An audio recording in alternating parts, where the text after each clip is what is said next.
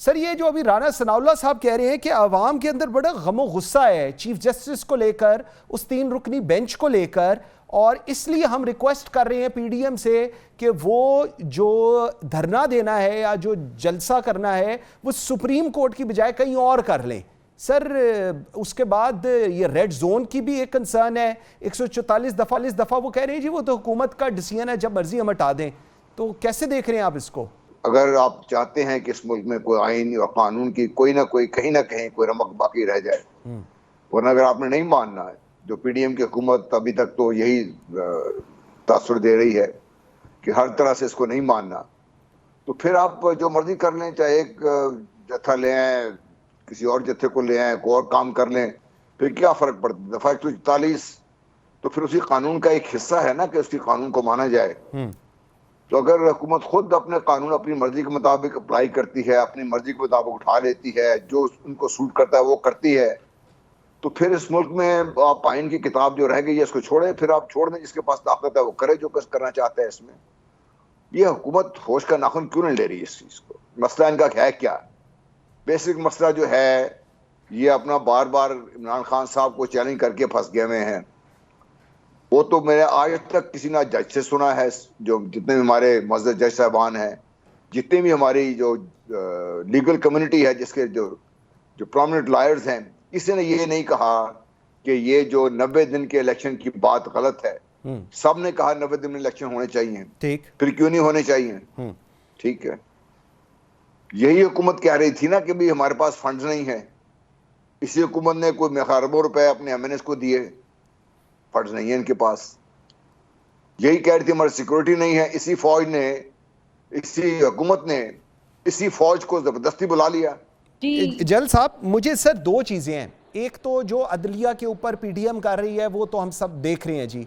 Sir जो कल इमरान खान साहब ने आर्मी चीफ, उसके बाद डीजी आईएसपीआर, उसके बाद चेयरमैन नैब जो फॉर्मर एक लेफ्टिनेंट जनरल रिटायर्ड हैं उनके ऊपर, और जिस तरह उन्होंने मशरकी पाकिस्तान का दूसरी दफ़ा कल एग्जाम्पल दी, हैंडलर्स की बात की, सर ये एंटी एस्टैब्लिशमेंट नैरेटिव कब तक बेचा जाएगा इस मुल्क के अंदर और कब तक बिकेगा? क्योंकि फॉर्चुनेटली और अनफॉर्चुनेटली हकाइक पर मबनी हो या उसके बरक्स हो, जो कुछ एंटी एस्टैब्लिशमेंट बेचा जाता है वो बिकता है और वो स्प्रेड भी होता है। देखिए, इसकी बहुत सारी वजूहात हैं। एक तो मैं इससे इनकार नहीं कर सकता कि माजी में 3 दफा टेक ओवर हुआ है, फौज किसी न किसी तरीके से इसमें इन्वॉल्व रही है, जिसकी वजह से लोगों के ज़हन में इसका एक पर्सपेक्टिव या बैकग्राउंड कह लीजिए है इसका।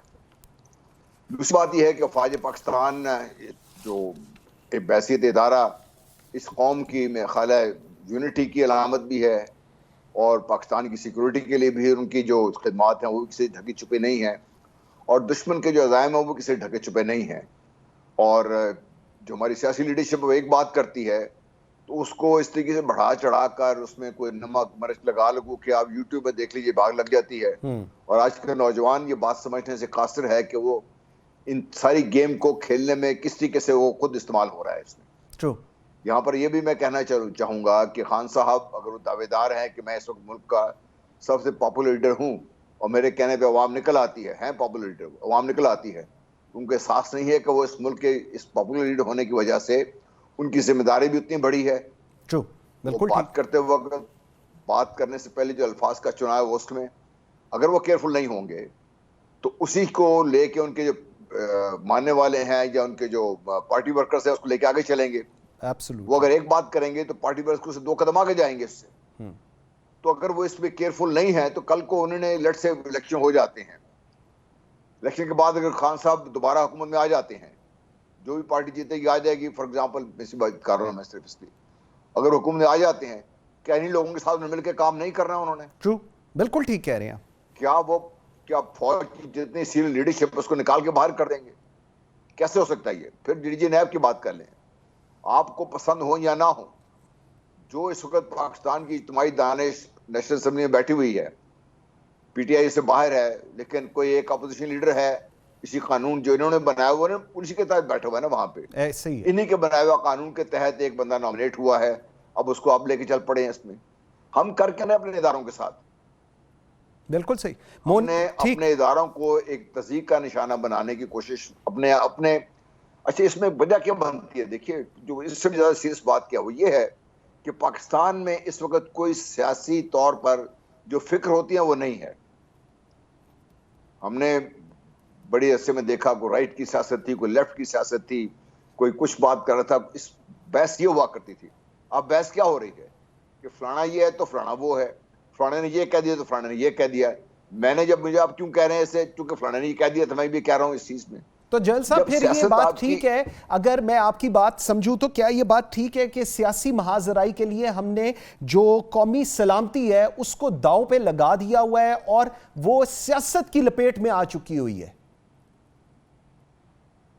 जब आप अपने इदारों को निशाना बना रहे हैं और इसमें नून लीग ने भी अपना किरदार जो था वो अदा भरपूर किया, किया है जी, बिल्कुल। अब पीटीआई भी किरदार अदा कर रही है, तो आप सिर्फ दुश्मन की जुबान देख ली ना, क्या इस्तेमाल कर रहे हो।